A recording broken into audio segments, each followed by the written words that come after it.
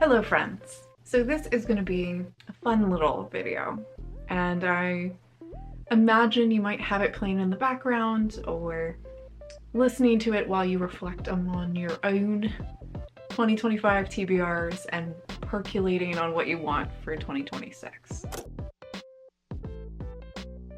For those who don't know, you can see my 2025 TBR, but I'm going to give you a run through of how it went, what went well, what didn't, what books I liked, which books I did not finish. And then I'm going to share with you my TBR plan for 2026. This is my second year, I think, doing a 20 book TBR. And I just kind of start getting in touch with, okay, what have I kept been like, oh, I need to read that. Or like, oh, I really want to reread that. Or like, I still can't believe a decade later I haven't finished that. And start putting together, like crafting my list of like the 20 books that I think would be just so delightful if I got around to. I have done a few extra things for the 2026 one, so stay tuned for that. So let's get started.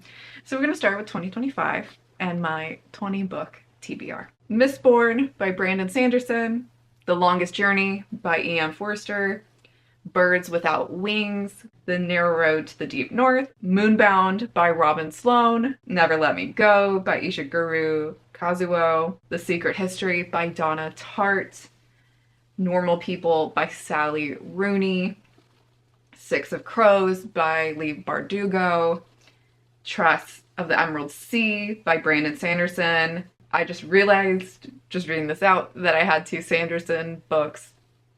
Did not even notice that when I crafted this list. Everything is Tuberculosis by John Green, Do Androids Dream of Electric Sheep by Philip K. Dick, Complete Claudine by Colette. I have a bind up of all four of those books, but like my idea is like, I only have to get to the first one. Pride and Prejudice by Jane Austen, Frankenstein by Mary Shelley, Crime and Punishment by Dostoevsky, Mrs. Dalloway by Virginia Woolf, Women Who Run with Wolves, In the Flow by Lisa Vitti, and at number 20, Know My Name by Chanel Miller.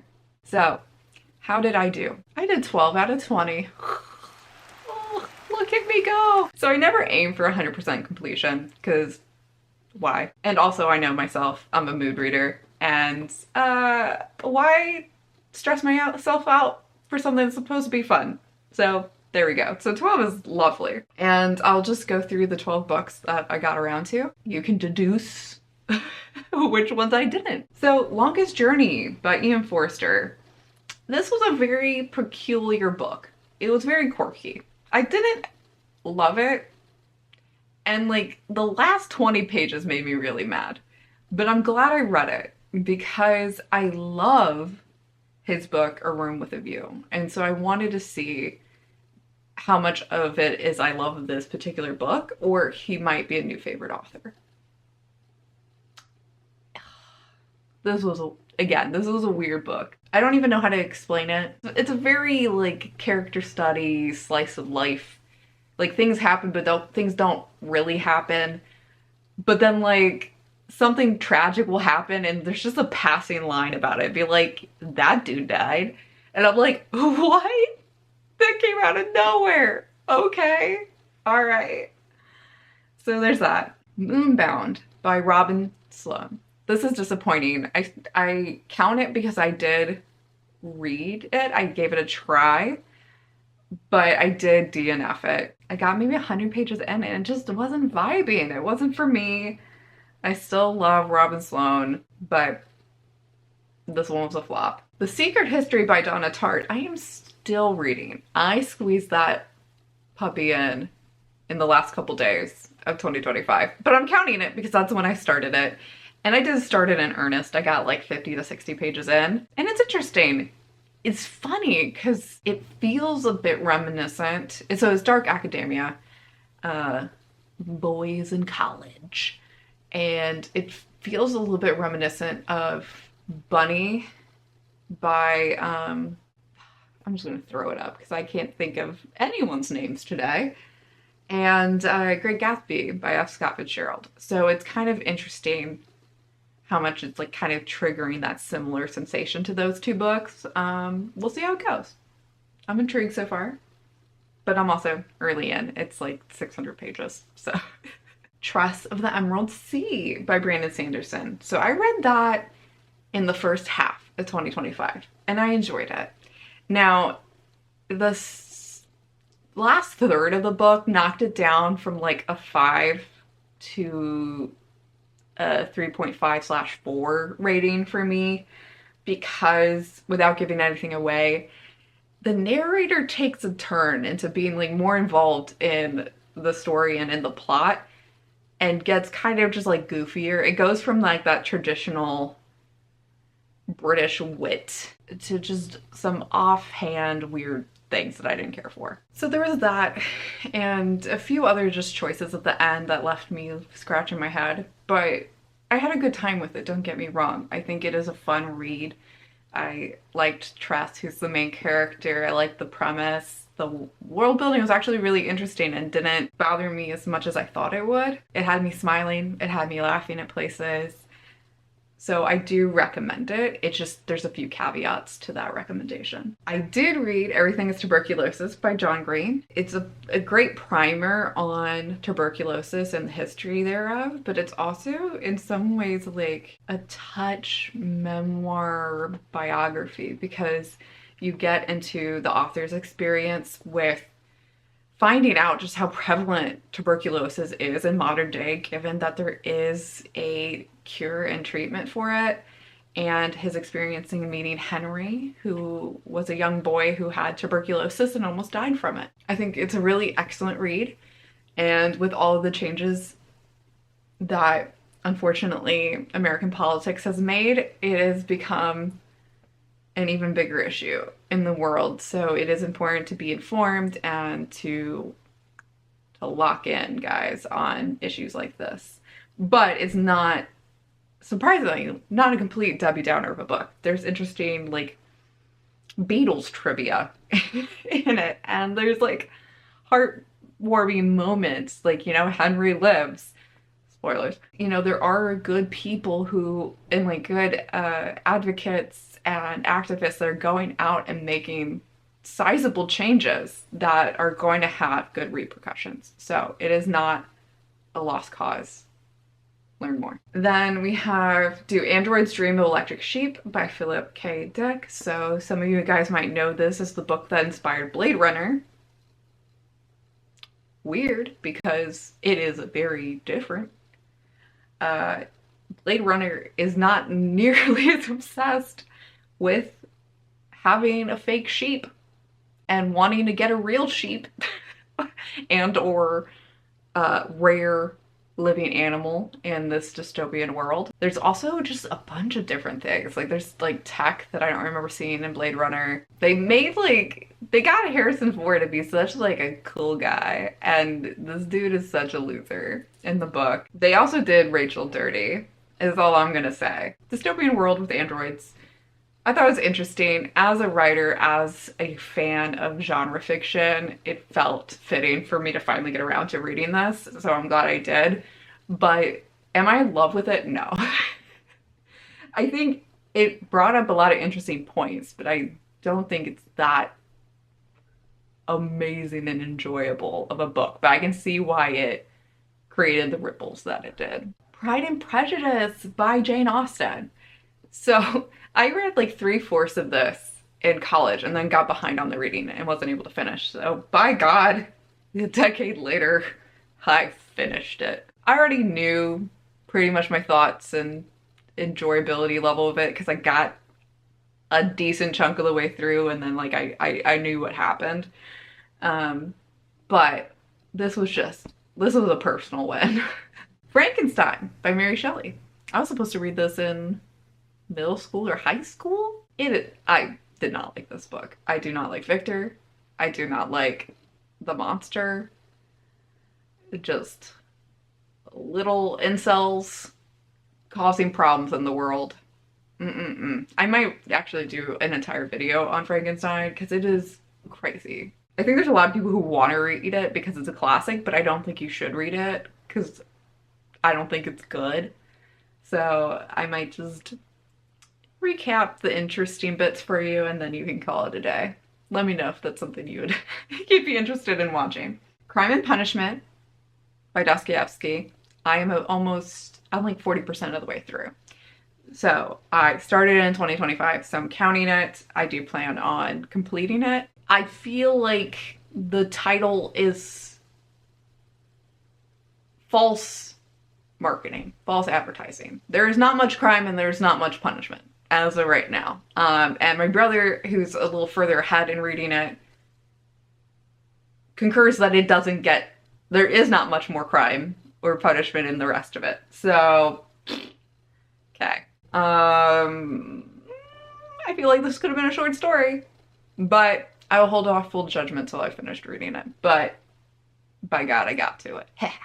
Mrs. Dalloway by Virginia Woolf. So this is a reread, and I really liked it in college, and I had a more mid experience in the reread. I'm still glad I did it, but I am now curious how much of it is I already knew what was going to happen.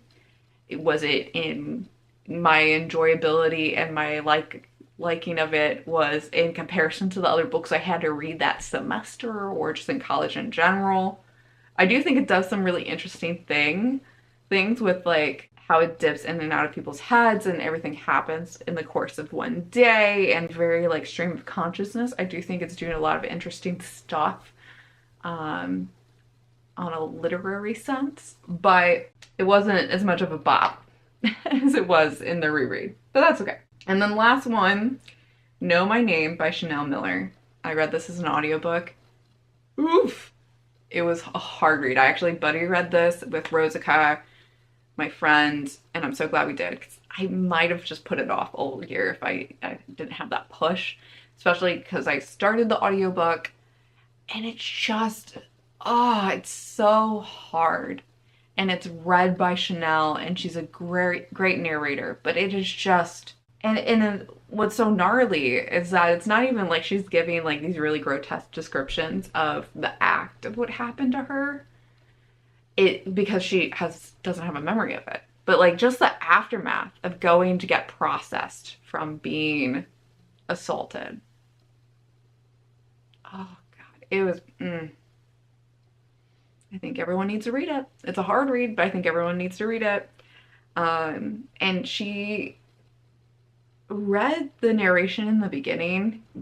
I don't know how to describe it. It's not monotone, it's not neutral, but like leaving the facts to kind of speak for themselves, which was heartbreaking. And so when like in the later parts, she does have some like pop and some fire in her voice. I'm like, yes, no, get him. You're right. This is stupid. That is horrible. Yeah. It was cathartic for me because I'm just like, she's been through so much. It was gorgeous writing, gorgeous prose, but not in a way that it becomes purple prose or where like it forgets what it's talking about because it's so self-absorbed in the words. It is just so well done, so well crafted. You can tell the level of care she puts into it and that she was meant to be a writer. And it's devastating that this had to be the thing she had to write, and this is her first thing she had to write. But god damn, I hope she writes more. I hope she's able to write more. Stellar read. I'll mention a few quick lessons I learned before we move on to 2026. I did have a few sprinkled on here that I never got around to. And part of it was because there was plans in my brain to do a booktube video with them. And that just added additional pressure. And so I'm going to try to avoid that this year. Not that I can't do a video on any of the ones I'm going to name, but if I keep pushing back the video, then that means I'm pushing back the book. And then that means I just don't get around to it for the TBR. So keeping them separate, I think, is the best plan. The other thing too is that there's a few on here that I really want to get around to, but I just wasn't in a good headspace. It's a weird thing being a mood reader because there's both like an active craving for something where it's like, oh, I want to read this and I'm not in the mood for this. And then there's, I'm in a bad headspace, I'm in a bad mood, I'm depressed, I'm anxious, whatever. I don't want to bring that to this book. Like I would probably love this book, but right now I don't love anything. Like I don't want to taint this experience. I don't want to read 50 pages and not like it and then have it be harder to read the book in the future because I just wasn't able to meet the book where it's at. Not much I can do about that, but it is something I noticed where just because I didn't get to some of the other ones doesn't mean I wasn't necessarily uninterested in them, but just ultimately it wasn't the time. It wasn't the time. Okay, 2026. I had fun crafting this list. I actually started doing it in like November because I was so excited. I'm like, ooh, start percolating. What do I want to read? And a few are ones that I had from last year, but I didn't want to do a complete like slapdash. Anything I didn't finish last year was going on this list because that's not a vibe. That's it. You don't want to come into the new year with baggage. This is a pretty ambitious list. I think you'll catch why as I start telling you what they are. But one of the things that I did that I thought was really fun, I kind of labeled each of them into these different categories because I just thought it'd be curious or interesting to see what patterns emerge as far as the books I was choosing. My little key is labeling if it was fiction or nonfiction, if it was a classic, if it was genre, so sci-fi, fantasy, all that fun stuff. And then I have one called Double Dip, meaning I read something by that author before, so now I'm reading something else to be like, do I like this author? Am I just a general fan of their work, or was that a one-hit wonder for me? Owned, self-explanatory. Is it on my shelf? Yeah. Even though I don't want to restrict it to just stuff that I own, it is nice to know that I'm slowly making my way through the things that are in my space. And then I have one that's just thick, just chonkers, big books. I have quite a few of those, which is part of the reason why this is ambitious. We'll see. We'll see. There might be less books I finish just because of that alone. And then I have one for first time. So these are authors that I've heard a lot of good things about. There's several books of theirs I'm curious about, have not read yet. So this is my first encounter, so to speak, with their words, their literature. Second chance. So this is an author where I have encountered their stuff before, and we're going to give it another go. I'm going to give them a second chance. We're going to see, are they for me? Are they not? And finally, reread. Again, I liked it. I've been like kind of itching or thinking, oh, it might be nice to go back to that. Oh, I want to reread that. Rereads. And I had a fun time with that last year. So, and that wasn't like a specific goal of mine, but it was something that I'm like, oh, I want to keep track of how many of these are rereads for this new list. So I think I'll do the rundown, maybe a brief explanation why, and then I'll give you my totals for those data nerds that care. Dune by Frank Herbert. Yeah, I haven't read this one. I consider it a genre classic. It's a fat boy. It's big, it's ambitious. But like the third movie is coming out this year. I have a friend who's like in love with Dune. It seems weird that I haven't even tried. So it is on the list. Number 2. Babel by R.F. Kuang. I had a friend recommend this book to me. No, I had 2 friends recommend this book to me. I don't remember what it's about off the top of my head. I think it's like fantasy, academia, alternative historical fiction, maybe? This is a second chancer because I hated with a burning passion Poppy War. Poppy War made me so mad. I like remember shortly after I read it, I like called up a friend and had a 45-minute like TED Talk rant about what is all the things that annoyed me about that book. So we shall see. We shall see. She's famous. She got a lot of books. People like her, so I'll give her a second chance. Number 3, The Blade Itself by Joe Abercrombie. This is a first timer. I haven't read anything by Abercrombie. He's a popular dude in the genre world. He's got a lot of good stuff. He's got several books I've been interested to read, and I picked one. Was this the best book of his to pick for me? I don't know, but it just keep coming up, and so I'm like, sure, on the list you go. You can see this is a real scientific process. Number 4, A Deadly Education by Naomi Novik. So this is a reread that I own. Really love this series. And I don't know, I just kind of got a little hankering for it. So I threw it on the list. This was actually a last minute addition. Shortly after the new year, there's a couple books that were on this list. I'm like, nah, I already don't feel like it. Nah. And so I went crazy and I just like had 4 to 5 that I just deleted. And then I had to come up with a new 4 to 5. And I was like, yeah, you're going on the list. This seems like something that's gonna last. We'll see. Number 5, The Fellowship of the Ring by J.R.R. Tolkien. I haven't read this one. I'm sure there's gonna be thoughts in the comments about me not having read The Fellowship of the Ring, the famous of the famous. Funny enough, you guys, if you don't know my lore, in college, I had to read The Silmarillion, which, crazy. To start off reading, like, your first Tolkien being The Silmarillion is absolutely bananas. So Silmarillion is essentially the Bible, but with elves and hobbits.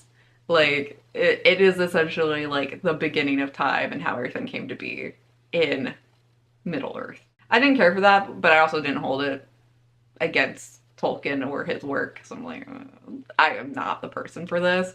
And I haven't even been primed to care because I haven't read the main stuff. I read The Hobbit and liked it. So I'm like, I need to give this bad boy a try. Will I like it? Will I not?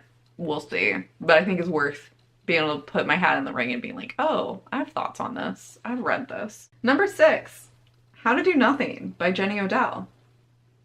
Heard good things about it from several different sources.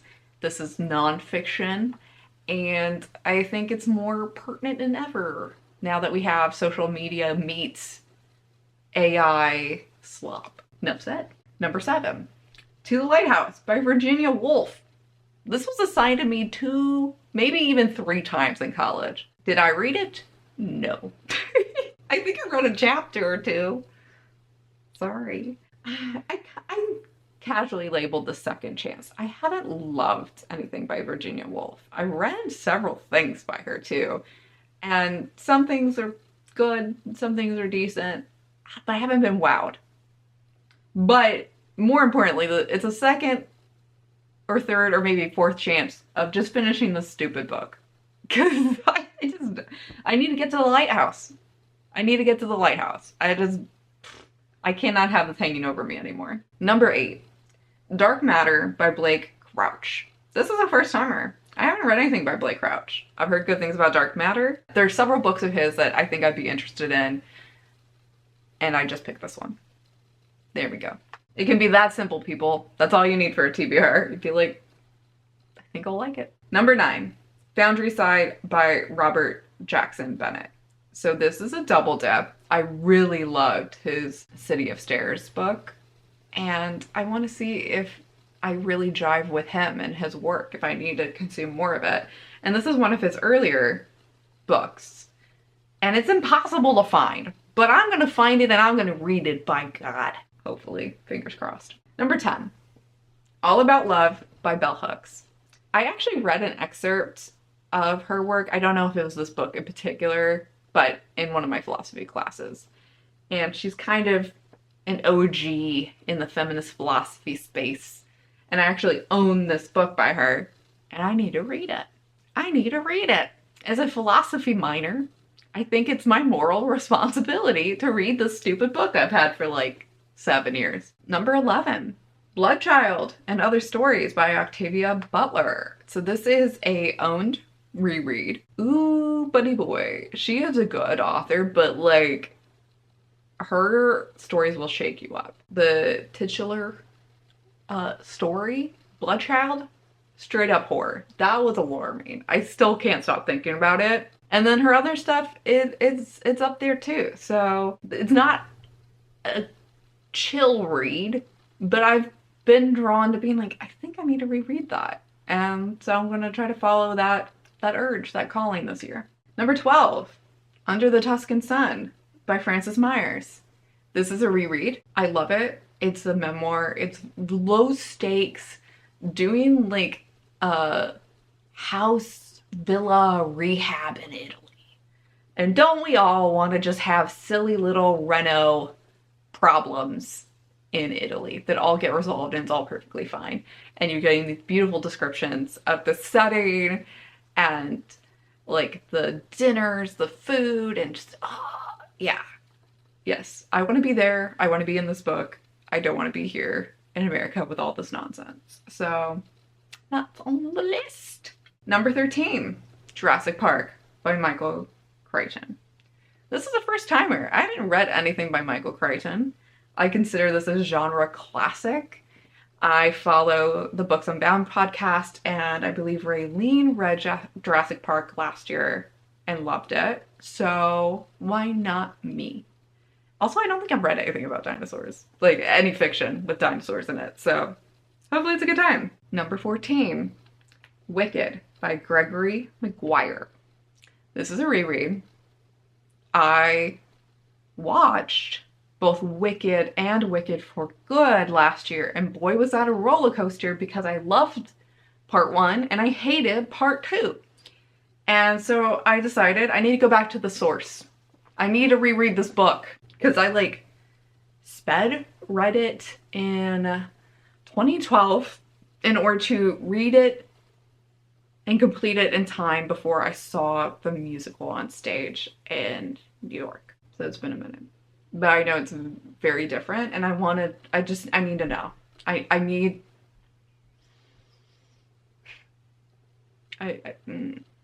We can't get into a conversation about Wicked. Anyway, it's on the list. Number 15, My Year of Rest and Relaxation by Otessa Moshfegh. So this is a second chancer. I tried to read, what was it? Eileen? I think I got 75 pages in, and I just DNF'd that sucker. I'm like, no. Nothing was happening. The main character was gross and weird and unlikable, which is fine, but you can only have that for so long when nothing of interest is happening and you're not interested in them. Like, there's like gross, weird people that are compelling where you're like, I don't like them, but I want to see what they do.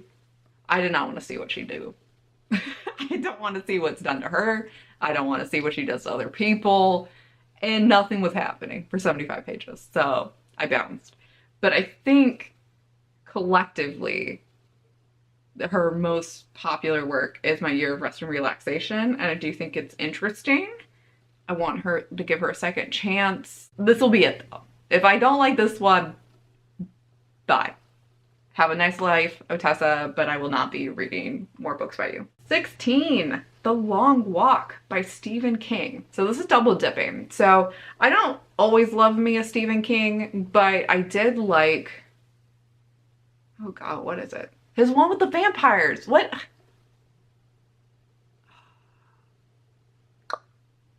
Wow. I'm gonna have, editor Kelly is gonna get a raise from this. But I liked his book with the vampires. I tend to prefer short stories over his novels, but I want to give another one of his novels a go. And I really like the concept of The Long Walk. It's very dystopian, reality show, Hunger Games kind of vibe. I think the movie came out last year, so it's surprisingly on trend for me to read it. 17, Never Let Me Go by Ishiguro Kazuo. So this is from last year's list. It's classic dystopian. Like, it is so referenced. It is so, I don't know. Like, I think it's an important book for me to read, even if I don't like it or love it. I need to know. I need to know. I need to have thoughts on it. And the library thought so too, because when I went in for a completely different book recently, it was like on display on an end cap, and I'm like, the universe says yes. So it's probably gonna be one of my first reads from this list in this new year. Mistborn by Brandon Sanderson. I own this. and I've liked his work before. So I really need to get my act together and read it. I think the fact that it's part of a trilogy slash series kind of just had me keep pushing it off. Because I'm like, do I want to commit to that? But this better be the year. I just need to lock myself down and do it. 19, Six of Crows by Leigh Bardugo. I just have friends that love it. I just hear such good things and I own it and I don't want it to keep sitting around and haunting me. Last but not least, In the Flow by Alyssa Vitti. This is an own book. This is not fiction. It's a reread. It's about your cycle, about menstruation. Good golly. I want to reread it because I didn't take proper notes the first time I read it, and I only took a couple of things and implemented them in my life, and it's been great. And now I'm like, I need to really lock in and like clock more of the stuff that she recommends because I want to be living my best life. I don't know what that accent was, but here we are. Okay, so that's the 20. I'd love to hear your thoughts on any of the 20. I'd love to hear your thoughts on what your TBR is because I'm nosy and I think it's fun. And then I'll just quickly give you a rundown of the totals because why not? This is going to be a very fiction heavy TBR. 16 out of the 20 are fiction. 5 are what I consider classics, but you might disagree because like these are more of them are like genre classics. So you have like To the Lighthouse, which is a literary classic, the thing I was assigned in college. And then you have ones that are just like, this is an anchor, this is a pillar in the sci-fi or fantasy space. Like it is the granddaddy kind of thing. It's my list. I can make it up. It's my label. Make your own. 15 are genre, which is funny because 4 of them are nonfiction. So that's like there's only one book that is fiction that is not, that I don't consider genre. So that's a hoot. 4 are double dipping, which is I read the author before and liked them. Now I'm going to give them a second go around to see if they are my people. Owned 6. So I think that's a good number. I have 5 million here, but I want to stay tried and true to like what I desire to read versus just like general anxiety of like, I need to read the books I have. Because I inevitably do that anyway, so it's fine. Thick books, 8. And maybe even more, but I tentatively put it, I think, as like 400 plus pages as being a thick book. And I don't think I bothered doing that for the nonfiction because that feels like just a different thing. A really big, chonky fiction book is its own like little subgenre, if you will. So I thought it was interesting to clock that. And they're all ones I really want to read, but I think this will help me be kinder to myself at the end of the year if I don't get to as many. Because it's like, yeah, if you're reading a book that is double or triple the size of the average book, you're probably going to read a little less. I have 4 first timers, so that's exciting, and 3 second chancers, and 5 rereads. I think that's a good list, you guys. I'm pretty excited about it, which is good because it's my list. I had a goofy old time with this. I hope you did too. I'd love to hear if you're inspired to maybe do something similar or what your methodology is for creating a TBR or bookish goals, or if you don't do them at all, because, you know, who's got time for that? I feel ya either way. Like and subscribe for more, and I will see you next time. Bye!